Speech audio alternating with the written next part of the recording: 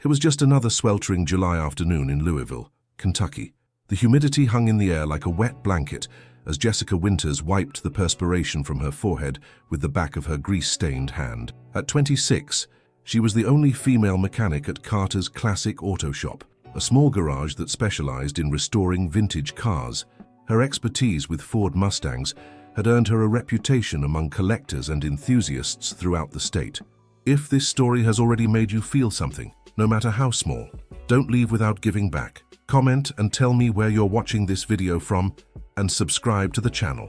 The day had been particularly grueling. 3 oil changes, a transmission rebuild, and now she was elbow deep in the engine of a 1965 Corvette with carburetor issues.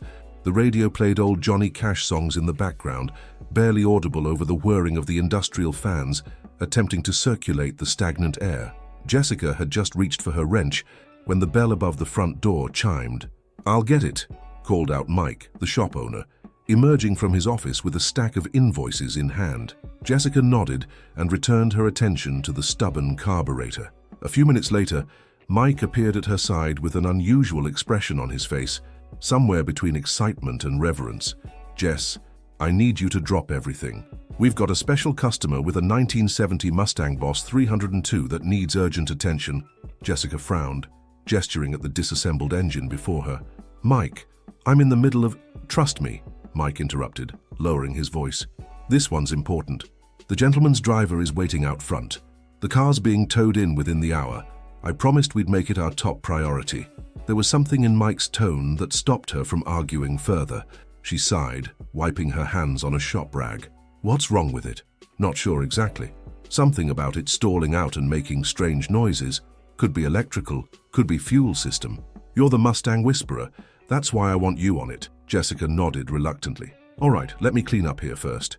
An hour later, a flatbed truck arrived, carrying one of the most beautiful examples of American muscle car engineering Jessica had ever seen. The 1970 Mustang Boss 302 was painted in a gleaming grabber blue with the signature black racing stripes running down the center. Despite being nearly 50 years old, the car looked meticulously maintained. Whatever was wrong with it wasn't due to neglect. As the car was carefully lowered from the flatbed, a black Lincoln Navigator pulled up alongside it. The driver's door opened, and a middle-aged African-American man in a suit emerged. He spoke briefly with Mike before approaching Jessica. "Miss Winters?" he asked, extending his hand. "I'm Howard Thompson, assistant to the car's owner. He's particularly fond of this vehicle and was told you're the best Mustang specialist in the region." Jessica shook his hand, trying not to appear too flustered by the compliment. "I'll do my best. Can you tell me more about what's happening with it?" "It was running perfectly until yesterday. Now it stalls out after about 5 minutes of driving. Makes a ticking sound right before it dies. The owner is particularly distressed because this car holds sentimental value for him." Jessica nodded, already mentally cataloging the possible causes. "I'll take good care of it, Mr. Thompson. When does your employer need it back?" "As soon as possible. He has an event this weekend where he hoped to display it." Howard handed her a business card. "My number's on there. Please call with updates." After Howard left, Jessica popped the hood and began her inspection. The engine compartment was immaculate, another sign of the car's pampered existence. She spent the rest of the afternoon running diagnostics, eventually discovering a failing electronic ignition module, a common issue in these models, but one that could be tricky to diagnose. As the shop closed for the evening, Jessica decided to stay late. Something about this car, about the mysterious owner who cared so deeply for it, compelled her to work through the night. By 2 in the morning, she had replaced the faulty component and was taking the Mustang for a careful test drive around the empty streets of Louisville. The engine purred like a contented lion, the power barely restrained beneath her foot. Jessica couldn't help but smile as she guided the beautiful machine through the darkness, wondering about the person who was fortunate enough to call it their own. The following morning, Jessica arrived at the shop earlier than usual, eager to perform a final check on the Mustang before calling Howard Thompson. She had just finished polishing the chrome accents when the shop phone rang. Mike answered it, then called her over. "The owner's coming in personally to pick up the car," he said, covering the receiver with his hand. "In about 30 minutes. There was that strange look on his face again. "Okay," Jessica replied, confused by Mike's odd behavior. "Is there something you're not telling me?" Mike just shook his head with a small smile. Just make sure everything's perfect. Exactly 30 minutes later, the black Navigator pulled up outside the shop again. Howard emerged first, then walked around to the passenger side and opened the door. Jessica watched as he helped an elderly African-American man out of the vehicle. The man moved slowly, with a slight tremor to his movements that Jessica immediately recognized as Parkinson's disease. As the man straightened up and turned toward the shop, Jessica felt her heart skip a beat. Even with the effects of age and illness, there was no mistaking that face. One of the most famous faces in the world, Muhammad Ali. Jessica stood frozen as the boxing legend and civil rights icon made his way into the shop, leaning slightly on Howard's arm. His eyes, though affected by his condition, still held a warmth and intelligence that radiated throughout the room. Mike stepped forward, extending his hand. "Mr. Ali, it's an honor to have you in our shop." Ali smiled, the effort visible but genuine, and shook Mike's hand. His voice, when he spoke, was soft and measured, a far cry from his famous booming declarations of years past. "Thank you for taking care of my car. It's special to me." Mike turned and gestured toward Jessica. "This is Jessica Winters, our Mustang expert. She's the one who fixed your car." Jessica stepped forward on legs that felt like jelly, extending her hand. "It's an honor to meet you, Mr. Ali. I found a bad ignition module. I replaced it and did a complete tune-up while I was at it. She's running perfectly now." Ali's eyes lit up at the mention of his car, and he took Jessica's hand in his. Despite the tremors, his grip was warm and firm. "A woman mechanic specializing in Mustangs. The world changes in wonderful ways." His speech was deliberate, but the charisma that had captivated millions was still evident in every word. "Would you like to see it?" Jessica asked, gesturing toward the Mustang that sat gleaming under the shop lights. Ali nodded, and they moved slowly toward the vehicle. As they approached, Ali ran his trembling hand along the car's sleek blue surface with obvious affection. "This car was a gift to myself after beating George Foreman in Zaire, the Rumble in the Jungle, 1974. Jessica's eyes widened. "That's incredible. This car is a piece of history." Ali nodded. "More than most know. I drove this to meet Gerald Ford at the White House. Took my mother for rides in it. Many memories." For the next 20 minutes, Jessica showed Ali the work she'd done, explaining each step in detail. To her surprise, he listened intently, asking insightful questions that revealed he knew quite a bit about automotive mechanics. "My father was a sign painter and also fixed cars on the side," Ali explained, noticing her surprise. "I spent many childhood hours watching him work. Never had his talent for it, though. My talents lay elsewhere." A hint of the famous Ali mischief twinkled in his eyes. As Howard prepared to settle the bill, Ali turned to Jessica once more. "Young lady, you have a gift. Your hands understand machines the way mine once understood opponents in the ring. It's a special thing to have such harmony between mind and hands." Jessica felt tears threatening to form in her eyes at this unexpected praise from a legend. "Thank you, Mr. Ali. That means more than you know." As Ali prepared to leave, he paused and turned back to Jessica. "I'm speaking at a charity event this weekend. The car will be on display. Would you come as my guest? I'd like to introduce you to some people." Before Jessica could recover from her shock, Howard handed her an envelope containing an invitation.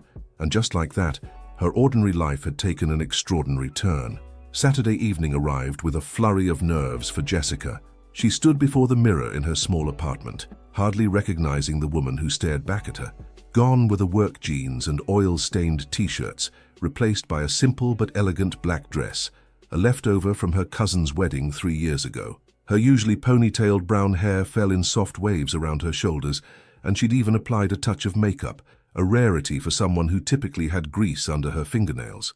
The invitation had been for a charity gala benefiting Parkinson's research, held at the prestigious Brown Hotel in downtown Louisville. Jessica had never set foot in the historic building before, and as her taxi pulled up to the entrance, she felt painfully out of place among the arriving guests in their finery. Taking a deep breath, she presented her invitation to the doorman and was ushered into a world that felt entirely foreign. The grand ballroom was decorated in gold and white, with circular tables surrounding a small stage and dance floor. A separate area held several classic cars on display, including Ali's blue Mustang, which gleamed under strategic lighting. Jessica gravitated naturally toward the familiar car, examining how it had been positioned and presented. She was so absorbed in checking that the hood was properly aligned that she didn't notice Howard approaching until he spoke. "Miss Winters, I'm glad you could make it. Mr. Ali will be pleased." Jessica turned, self-consciously smoothing her dress. "Thank you for the invitation. This is all a bit, overwhelming." Howard smiled knowingly. "Mr. Ali has that effect on people's lives. Come, he asked me to bring you to his table when you arrived." Jessica followed Howard through the crowd, acutely aware of the curious glances thrown her way. At a central table sat Muhammad Ali, dressed in a classic black tuxedo, surrounded by what appeared to be family members and several distinguished-looking individuals. Despite his physical limitations, he remained a commanding presence, the center of gravity in a room full of notable people. When he saw Jessica approaching, Ali's face lit up with a warm smile. He gestured to an empty seat beside him, which Howard pulled out for her. "Hi, Jessica," Ali said, his voice soft but clear. "You look different without grease on your face." There was that twinkle of mischief in his eyes again. Jessica couldn't help but laugh. "And you look different without your driving gloves, Mr. Ali." He introduced her to those at the table, including his wife Lonnie, who squeezed Jessica's hand warmly. "Muhammad hasn't stopped talking about you and how you saved his precious car." Throughout dinner, Jessica found herself engaged in conversation with Ali and a man named Robert Davis, who she learned was the director of the Kentucky Automotive Manufacturing Association. Davis seemed particularly interested in her background and how she'd developed her expertise with classic cars. "So we have a serious shortage of skilled mechanics who understand both the old systems and new technology," Davis explained. "Most young people entering the field now have never worked on carbureted engines or points ignition systems." As the evening progressed, Jessica began to relax, finding common ground with these accomplished individuals through their shared interest in automobiles. After dinner, Ali was asked to speak, and Howard helped him to the stage. Jessica watched with the rest of the audience as this man, once the most physically dominant athlete in the world, made his way slowly to the microphone. When he spoke, his words were measured and sometimes difficult to understand, but they carried a weight and wisdom that held the room spellbound. He spoke about facing challenges, about the dignity and struggle, and about how his fight against Parkinson's had taught him more about courage than any boxing match ever had. "Life will throw punches you don't see coming," he said. "The measure of a person isn't in never falling down, it's in how many times you get back up." Jessica felt those words resonate deep within her, thinking of her own struggles, losing her father at 12 days, putting herself through technical school while working full-time, fighting for respect in a male-dominated field. Like Ali, she had taken hits but kept getting back up. After his speech, as guests mingled and examined the classic cars on display, Robert Davis approached Jessica again, this time with a business proposition. "Our association is starting a training program to preserve knowledge of classic automotive systems," he explained.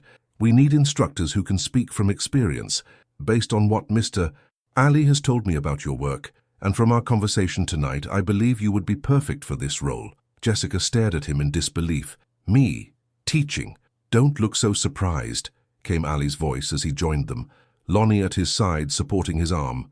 "I told you your gift should be shared." By the end of the evening, Jessica had tentatively agreed to consider Davis's offer to become a part-time instructor while maintaining her work at the garage. As she prepared to leave, Ali took her hand in his.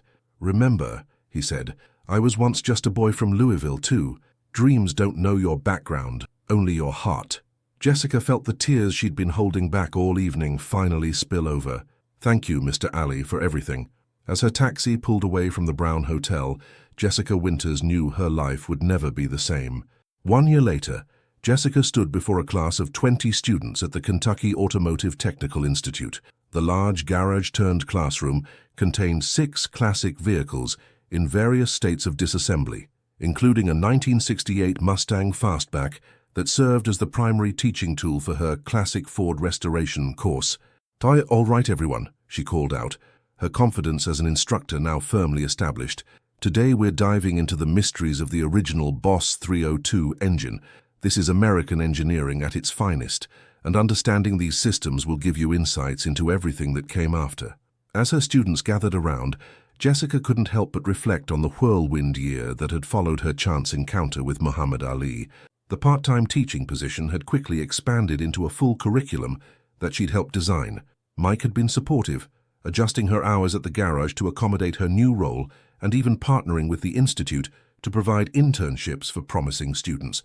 More surprisingly, Jessica had found herself becoming something of a minor celebrity in automotive circles. A short video of her explaining the restoration of Ali's Mustang had gone viral in car enthusiast communities, leading to speaking engagements at conventions and features in several specialty magazines. Young women particularly sought her out as a mentor, seeing in her a path into a field they had previously felt excluded from.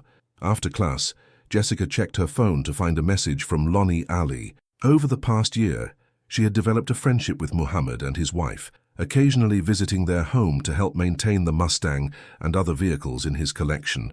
Each visit included time spent with Ali himself, who, despite his worsening condition, never failed to offer words of wisdom or humorous observations that stayed with her long afterward. The message was brief but concerning. If you're free, Muhammad would like to see you. The Mustang's not running well, but I think he mainly wants your company. He's having a difficult day. Jessica replied immediately that she would come after work. That evening, she drove to the Ali residence, a beautiful but understated home on the outskirts of Louisville. Lonnie met her at the door with a warm hug. "He's in the garage," Lonnie said.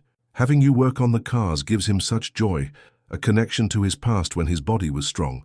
Jessica found Ali sitting in a comfortable chair in the corner of his immaculate garage, watching as the fading sunlight played across the hood of his beloved Mustang.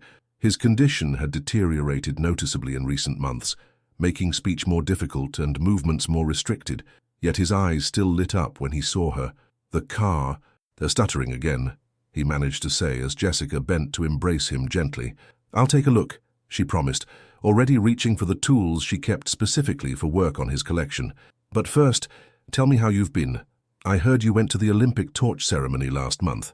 As she worked on diagnosing the Mustang's issues, Ali watched intently, occasionally offering a comment or question. The problem turned out to be minor, a loose connection in the distributor, but Jessica took her time, understanding that her presence and the shared appreciation of the vehicle provided Ali with a comfort that transcended the mechanical work itself. When she finished, she pulled up a stool beside his chair. "Mr. Ali, Muhammad," he corrected, as he always did. Jessica smiled. "Muhammad, I never properly thanked you for what you did for me last year. Introducing me to Robert, encouraging me to teach. It changed everything." Ali's response came slowly, each word deliberate. "You fixed my car. I fixed your doubt." With tremendous effort, he added, "Even trade." They sat in companionable silence for a while, until Ali laboriously reached into his pocket and withdrew a small box, which he pressed into Jessica's hand. Inside was a keychain with a miniature gold boxing glove pendant. "For keys to new doors," he explained. "Doors you open yourself." The simple gift brought tears to Jessica's eyes. This man, who had been the greatest in his field, who had stood against injustice when it cost him everything, who continued to fight with dignity against a disease that was slowly stealing his physical abilities, had taken the time to encourage her dreams and acknowledge her worth. 3 months later, Jessica received the call she had been dreading. Muhammad Ali had passed away peacefully, surrounded by his family. The nation mourned the loss of a sports hero, a civil rights icon, a humanitarian. But Jessica mourned the loss of a friend and mentor who had, through a chance encounter over a classic car, forever altered the course of her life. At the memorial service, Lonnie approached Jessica with an envelope. "Muhammad left instructions about his cars," she explained. "He wanted you to have this." Inside was a letter, dictated by Ali and typed by Lonnie, along with the title to the 1970 Mustang Boss 302. The letter read, "Jessica, this car brought us together for a reason. In your hands, it will continue to teach and inspire. The greatest gift we can give is to help others find their path. You helped an old fighter remember his strength. Now use this car to help others find theirs. Float like a butterfly. Fix like a master. Muhammad Ali. If you made it this far and felt every word, don't leave without subscribing. I tell these stories with my heart in my hand, to reach people like you, who feel, who get emotional, who truly live. If this touched you, give back, comment, subscribe. Come be part of this family with me until the next video. Today, That blue Mustang sits in a special display at the Kentucky Automotive Technical Institute, where Jessica Winters serves as the director of classic restoration programs. Beside it stands a photograph of a young mechanic and an aging champion, united by respect, skill, and the understanding that our greatest purpose is found in using our gifts to elevate others. Each time Jessica passes the display, she touches the small gold boxing glove that now hangs from her office keys, a reminder that sometimes the most life-changing moments arrive disguised as ordinary days, and that every person we meet, no matter how briefly, has the potential to alter our path forever.